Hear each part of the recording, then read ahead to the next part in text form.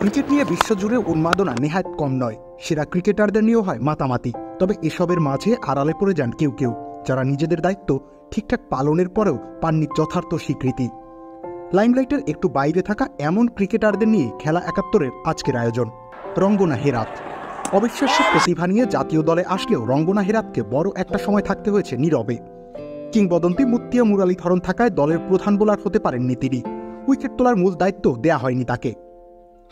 তবে মুরালির বিদায়ের পরে নিজের সামর্থ্য দেখিয়েছেন এই বাঁহাতি।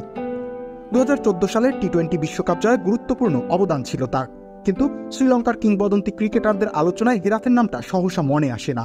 সেজন্য নিজেকে দুর্ভাগা ভাবলেও ভাবতে পারেন তিনি। মার্টিন গাপটিল ২০১৫ বিশ্বকাপের সেই অপরাজিত ২৩৭ রানের ইনিংস কেউ ভোলার কথা নয়, কিন্তু ভুলে গিয়েছেন অনেকেই। স্বয়ং মার্টিন গাপটিলকেই মনে রাখেননি তারা। অথচ ২০০৯ সাল থেকে ২০২২ সাল পর্যন্ত নিউজিল্যান্ডের জন্য সর্বস্ব উজাড় করে দিয়েছেন তিনি। এই প্রজন্মের সেরাদের একজন না হলেও ১৩,০০০-এর বেশি আন্তর্জাতিক রান করা এই ব্যাটার হয়তো আরেকটু ভালোবাসা পেতেই পারেন। অজিত আগারকার ভারতীয় পেস আক্রমণ ভাগের গুরুত্বপূর্ণ সদস্য ছিলেন তিনি। নিজের সময় দ্রুততম ৫০ ওয়ানডে উইকেটের রেকর্ডও করেছিলেন। টি-20 ক্যারিয়ারের প্রথম বলেই পেয়েছেন উইকেটের দেখা। ব্যাটাতেও কম যাননি তিনি। লর্ডসে সেঞ্চুরি করেছিলেন। ওয়ানডেতে ভারতের হয়ে দ্রুততম 50 কীর্তি এখনও তার দখলে। কিন্তু জাভাগাল শ্রীনাথ, জহির খানদের ভিড়ে কেউই মনে রাখেনি আগারকারের অর্জন।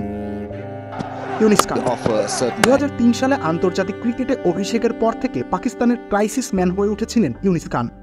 দলের বিপর্যয়ে সবার আগে এগিয়ে আসতেন তিনি। যখন যে পজিশনে ব্যাট করার দরকার হয়েছিল সেখানেই ব্যাট করেছিলেন।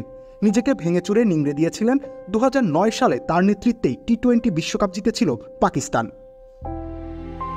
যদিও টেস্টে ১০,০০০ রান করা এই তারকার নাম ভক্ত সমর্থকদের মুখে শোনা যায় না তেমন। ডেমিয়েন মার্টিন ২০০৩ বিশ্বকাপের ফাইনালে ভাঙা আঙুল নিয়ে ৮৮ রানের অনবদ্য এক ইনিংস খেলেছিলেন ডেমিয়েন মার্টিন। কিন্তু তার বীরত্ব আড়ালে পড়ে গিয়েছিল রিকি পন্টিংয়ের অতি মানবীয় ব্যাটিংয়ের কারণে। মার্টিনের পুরো ক্যারিয়ার আসলে এমনই ছিল। পুরোটা সময় জুড়ে দারুণ পারফর্ম করেও তিনি পন্টিং গিলক্রিস্টদের ছায়া হয়েই ছিলেন। রবিউল ইসলাম রনি, খেলা ৭১।